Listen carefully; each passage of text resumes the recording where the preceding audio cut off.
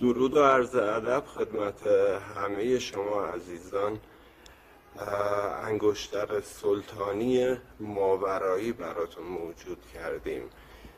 انگشتری که موکل دار هست و موکلش هم از موکلین رحمانی هست که بدون هیچ گونه آثار منفی در کنار شماست، جهت پیشرفت شما، جهت خوششانسی و انجام کارهای شما، که ما به نام شخص شما این موکل رو تسخیر و فعال انگشتر میکنیم و تقدیم حضورتون میشه. خب کاری هم که انجام میدیم 100% تضمینی هست که اگر شما از کارمون ناراضی بودید حق مرجوع کردن کار و بازگشت بچه‌تون هم دارید.